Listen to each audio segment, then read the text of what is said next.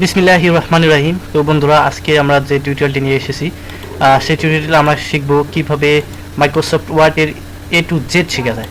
তবে আমি Microsoft word অফিসকে মূলত দুইটি ভাগে ভাগ করেছি। একটা হচ্ছে বিগিনার লেভেল থেকে মিডিয়াম লেভেল, এবং মিডিয়াম লেভেল থেকে একদম হায়ার লেভেল।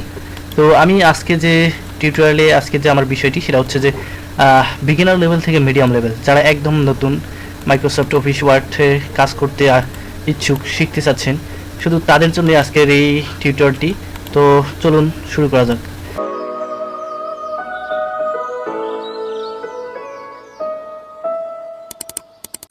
তো প্রথমে আপনাকে মাইক্রোসফট অফিস ওয়ার্ডটা ইনস্টল করা আছে কিনা সেটা আপনি কিভাবে চেক করবেন, সেটা আপনাকে চেক করতে হলে দেখুন এখানে স্টার্ট বারে যাবেন, দেখিয়ে দিচ্ছি। এই যে স্টার্ট বারে ক্লিক করবেন, তারপর এখানে সার্চ দিবেন হচ্ছে এমএস ওয়ার্ড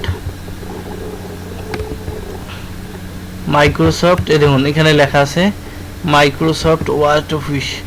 এই দেখুন আমার এখানে ইনস্টল করা আছে, তাই এখানে দেখা যাচ্ছে। তো আপনার কম্পিউটারে যদি এটা ইনস্টল থাকে তাহলে অবশ্যই মাইক্রোসফট অফিস ওয়ার্ড অফিস থাকলে আপনি এমএস ওয়ার্ডের কাজ করতে পারবেন। তো এই জন্য আপনাকে প্রথমে মাইক্রোসফট ওয়ার্ড অফিস ওপেন করতে হবে।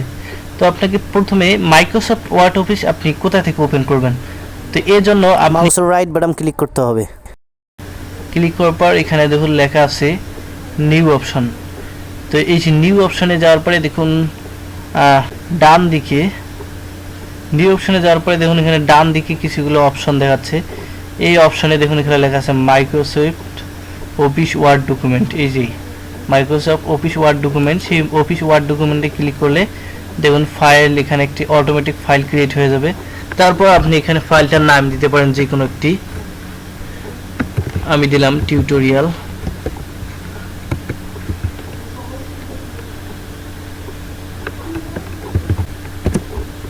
তো দেখুন এটা কিন্তু ফাইল ক্রিয়েট হয়ে গেল। এখন এটা একটা উপায় যে আপনি মাইক্রোসফট ওয়ার্ড অফিস ওপেন করতে পারবেন। আরেকটি কিন্তু উপায় আছে, সেটা হচ্ছে এই যে আপনি যদি এখানে নিউ থেকে না পারেন, আপনি যদি এখানে নিউ থেকে ওপেন করতে না পারেন, তাহলে আপনি যাবেন স্টার্ট বারে যাবেন, তারপরে এখানে লিখবেন আপনি মাইক্রোসফট MIC, দেখুন মাইক্রোসফট ওয়ার্ড অফিস ওয়ার্ড লিখলেই কিন্তু চলে আসবে। দেখুন এই যে মাইক্রোসফট অফিস ওয়ার্ড, এই মাইক্রোসফট ওয়ার্ড অফিসটা ক্লিক করলেই কিন্তু এইটি ফাইল ওপেন হয়ে যাবে। দেখুন, তো দেখুন এবার আমার কাছে ফাইলটি ওপেন হয়ে গেছে। এই হচ্ছে মাইক্রোসফট ওয়ার্ড অফিস। তো এই হচ্ছে এই ফাইলটা ওপেন হওয়ার পরে আপনাকে এই ফাইলটা সেভ করে নিতে হবে। তো এই জন্য আপনাকে এই যে দেখুন এখানে ক্লিক করতে হবে, এখানে ক্লিক করবেন। এখানে ক্লিক করার পর এখানে লেখা আছে সেভ অ্যাস, অথবা আপনি Ctrl+S দিয়েও কিন্তু সেভ করতে পারবেন। তো এরকম একটি বক্স ওপেন হবে। এরকম একটি বক্স ওপেন হওয়ার পরে আপনি এখানে ডেস্কটপে ক্লিক করবেন, কারণ আপনি ফাইলটি ডেস্কটপে সিলেক্ট করতেছি আমি। তো আমি ডেস্কটপ সিলেক্ট করে নিলাম, তারপর এখানে ফাইলের নাম দেব। আচ্ছা, এখানে ফাইল আমি ডক ফাইল, আচ্ছা যে কোনো একটা দিয়ে দিয়ে। তো এই যে দেখুন ফাইলটার নাম দিয়ে দিলাম, তারপর এখানে সেভ দিতে হবে। সেভ অপশনে ক্লিক করে আপনি এটা কেটে দিন এবার। তো দেখুন কেটে দিলে কিন্তু আমার ফাইলটি সেভ হয়ে গেছে। দেখুন এই যে FFD। তো যাই হোক, আমরা শিখলাম ফাইল কিভাবে আমরা ওয়ার্ড ফাইল ওপেন করতে পারি কম্পিউটারে। এই হচ্ছে দুটি ওয়ে আপনি যেভাবে ওয়ার্ড ফাইল ওপেন করতে পারেন। তো এবার আমরা যাব ওয়ার্ড ফাইলের ঢুকে আমরা কাজগুলো শুরু করব। তো প্রথমে ওয়ার্ড ফাইল, যে কোনো একটা ওয়ার্ড ফাইল নেই আমরা, ধরুন যে এই ওয়ার্ড ফাইলটি উপরে ডাবল ক্লিক করতে পারেন, অথবা মাউস বাটন ক্লিক করে আপনি ওপেন লেখা অপশন ওপেন আছে, সেই ওপেনে ক্লিক করলে কিন্তু ওপেন হয়ে যাবে, অথবা ফাইলের উপর মাউসের ডাবল ক্লিক করলেই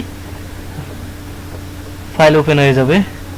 রাইট বাটন ডাবল ক্লিক করলেই কিন্তু ফাইল ওপেন হয়ে যাবে। তো দেখুন এই হচ্ছে আমার ওয়ার্ড ফাইল, আর এই যে এটা হচ্ছে হেড। এখানে দেখুন যে ফাইলের বিভিন্ন রকম অপশন, এই অপশনগুলোর মাধ্যমে আপনি ওয়ার্ড ফাইলে বিভিন্ন রকম কাজ করতে পারবেন। তো এর জন্য আপনাকে আরও এক্সপার্ট হতে হবে। তো আমি আজকে যে বিষয়গুলো শেখাবো একদম বিগিনার লেভেল। তো বিগিনার লেভেলের জন্য আমি প্রথমে যে জিনিসটা শেখাবো, আপনি যদি ইংরেজি টাইপ করতে চান তাহলে এখানে আপনাকে দেখুন এই যে এখানে লেখা আছে ক্লিভারি বডি। তো এটাও কিন্তু একটা ইংলিশ ফন্ট। এটাকে আপনাকে ফন্টটা অফিসে মূলত যে ফন্ট ইউজ করা হয় সেটা হচ্ছে টাইমস নিউ রোমান্স। দেখুন টাইমস নিউ রোমান্স। তো এই টাইমস নিউ রোমান্সে ক্লিক করতে হবে। ক্লিক করার পর আপনি এখানে লিখতে পারবেন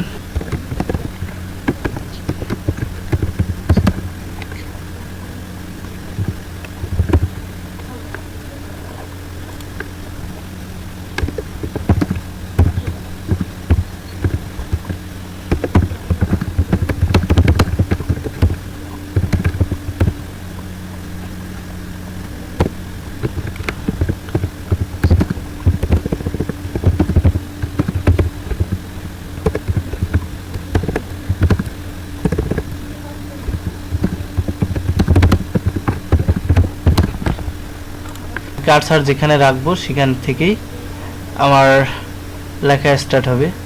তো দেখুন এখানে কিন্তু ওয়ার্ডটি আমার ভুল হয়েছে, লেজি বানানটা ভুল হওয়ার কারণে এখানে লাল চিহ্ন দেখাচ্ছে। তো এটাকে আমি ঠিক করতে যাচ্ছি। এই ঠিক করতে গেলে আপনাকে এইখানে কার্সার রেখে মাউসের লেফট বাটন ক্লিক করতে হবে। ক্লিক করার পর দেখুন এখানে কিন্তু আপনাকে সাজেস্ট করতেছে রাইট বাটনটা, লেজি, LAZY, লেজি। এই লেজিতে ক্লিক করলে আপনার এখানে ওয়ার্ডটা কারেকশন হয়ে যাবে। আবার দেখুন যে আমার এখানে এ আছে, আমি এখন এটাকে কেটে দিতে যাচ্ছি। কিভাবে কাটবো?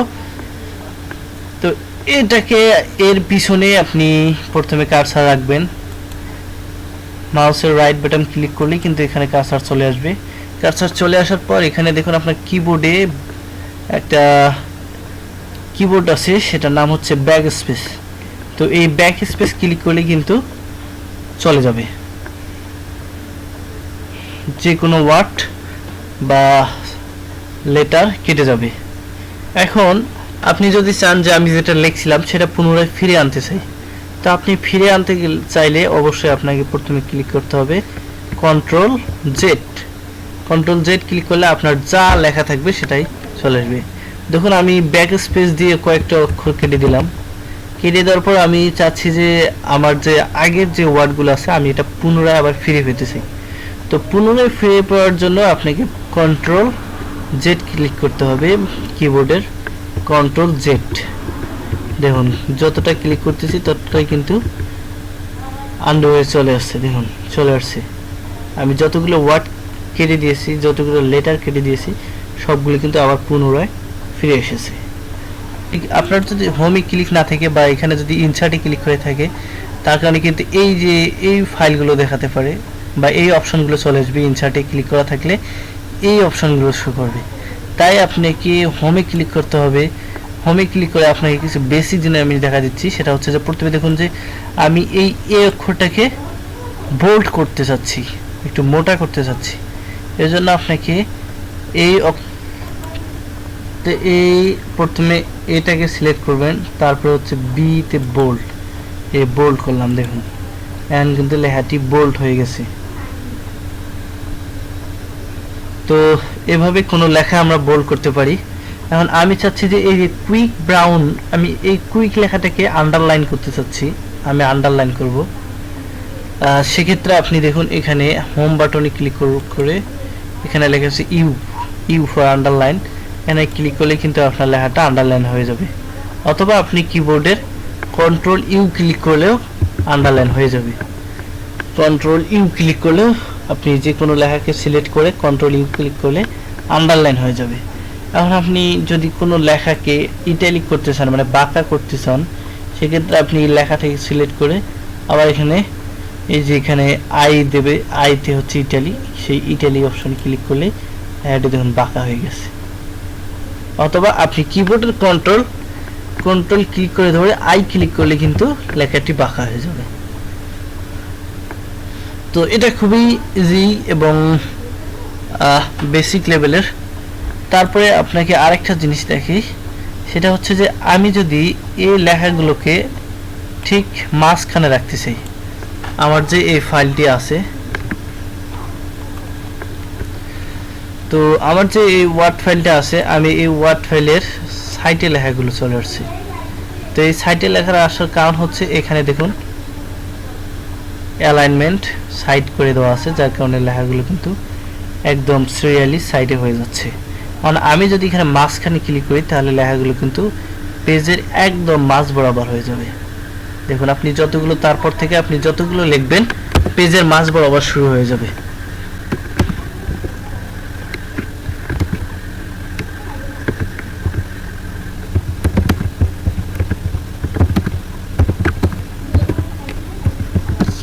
তো দেখুন আমি এখন থেকে যতগুলো লিখবো সবগুলোই মাঝ বরাবর কিন্তু শুরু হয়ে যাচ্ছে অটোমেটিক, কারণ আমার এখানে অ্যালাইনমেন্ট সেন্টার করে দেওয়া আছে, যার কারণে লেখাগুলো মাঝ বরাবর পেজের ঠিক সেন্টার থেকে লেখা শুরু হচ্ছে।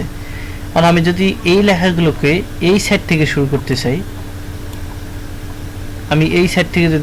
চাই, তাহলে আপনাকে এখানে ক্লিক করতে হবে, তাহলে অ্যালাইনমেন্টটা শুরু হবে। আপনি প্রথমে লেখাগুলো সব সিলেক্ট করবেন, মাউসের লেফট বাটন ক্লিক করে ধরে মাউস ড্র্যাগ করলে কিন্তু সবগুলো লেখা সিলেক্ট হয়ে যাবে। তাছাড়াও আপনি সবগুলো লেখা সিলেক্ট করার জন্য কিবোর্ডের কন্ট্রোল এ ক্লিক করতে পারেন। কিবোর্ডের কন্ট্রোল চাপ দিয়ে ধরে কন্ট্রোল এ ক্লিক করলে আপনার কিবোর্ডের সব লেখা সিলেক্ট হয়ে যাবে। তো দেখুন সব লেখা সিলেক্ট হয়ে যাওয়ার পর আপনি যদি এই অ্যালাইনমেন্টে ক্লিক করেন তাহলে আপনার লেখাগুলো সব বাম দিক থেকে শুরু হবে, ডান দিক থেকে শুরু হবে।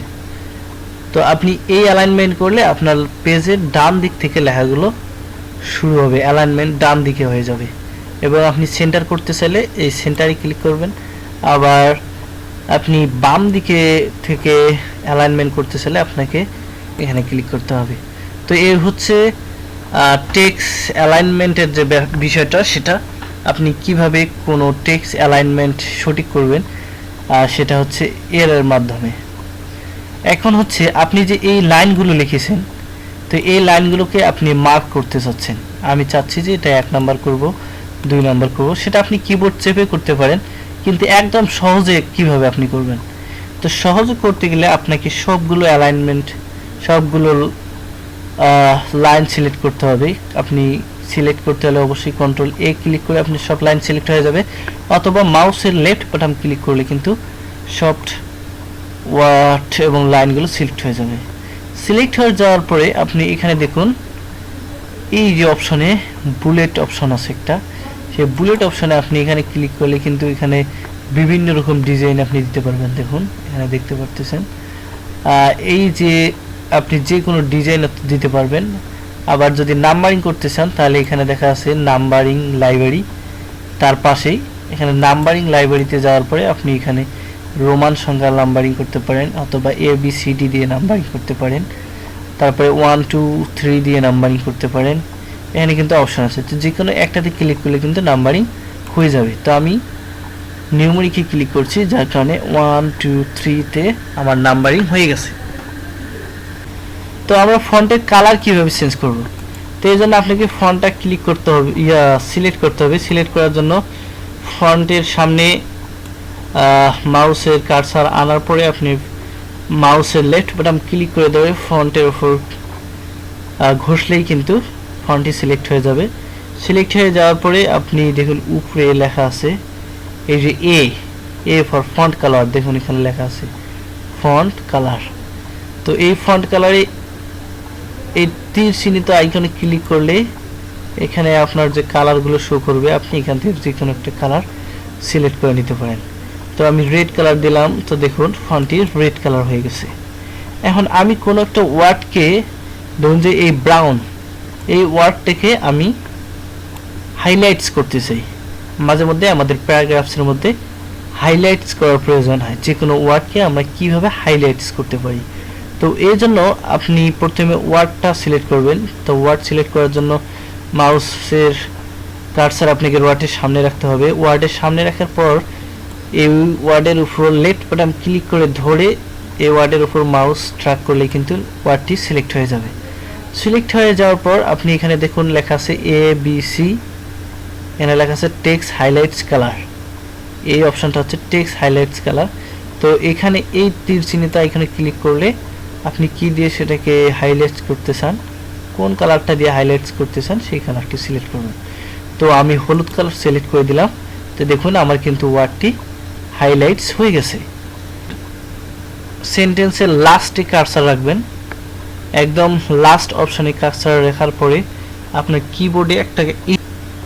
কিবোর্ডের ইন্টার কি ক্লিক করলেই কিন্তু পরবর্তী লাইন চলে আসবে, আপনি তারপর পরবর্তী লাইনে লিখতে পারবেন। আপনার এখানে কিবোর্ডের ইন্টার কি ক্লিক করলেই কিন্তু লাইন চেঞ্জ হয়ে যাবে, আপনি তারপরের লাইন থেকে লিখতে পারবেন। এ কুইক BROWN FOX ফক GUMP SOVER LAZY ডক।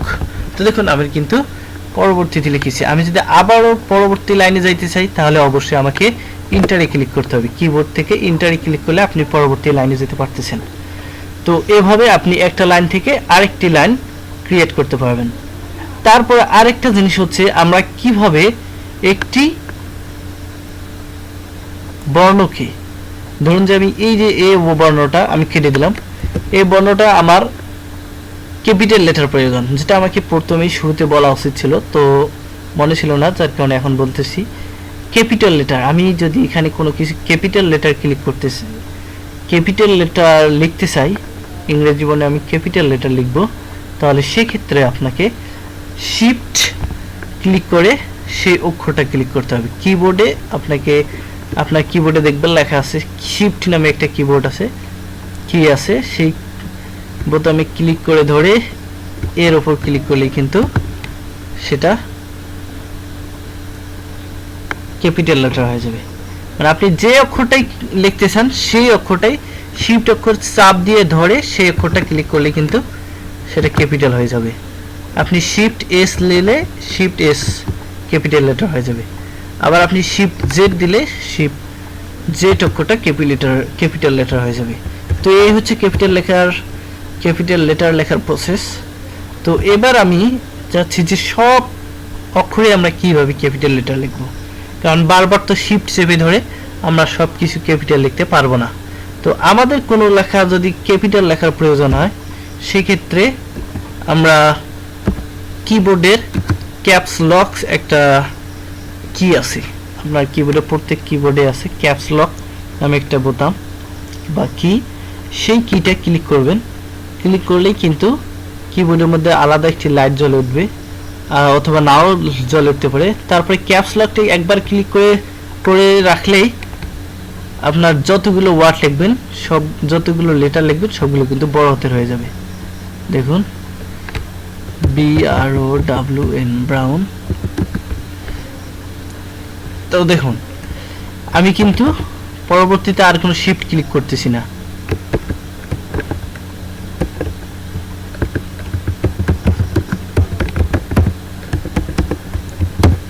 আমি কিন্তু শিফট ক্লিক না করেই কিন্তু এখন লিখতেছি, সব লেখাগুলোই লেটার ওয়ার্ড হয়ে যাচ্ছে, সব ওয়ার্ডগুলি লেটার হয়ে যাচ্ছে, ক্যাপিটাল লেটার হয়ে যাচ্ছে, সব ওয়ার্ডগুলি কিন্তু ক্যাপিটাল লেটার হয়ে যাচ্ছে। আমাকে বারবার আর শিফট ক্লিক করতে হচ্ছে না। আপনার কিবোর্ডে ক্যাপস লক অন করে রাখলে আপনি পরবর্তীতে যতগুলো ওয়ার্ডেই ক্লিক করেন সবগুলো ক্যাপিটাল লেটার হয়ে যাবে। কারণ এটাকে আপনি আবার ছোট করতে চাইলে আবারও ক্যাপস লক অন অফ করে দিলে, মানে আবার ক্যাপস লক বাটন ক্লিক করলে দেখুন তারপরে অক্ষরগুলো সব ছোট হাতের অক্ষর হয়ে যাবে। তো এভাবে আপনি কোনো ওয়ার্ডকে বা না কোনো লেটারকে ক্যাপিটাল লেটার কিংবা ছোট হাতের লেটার পরিণত করতে পারেন।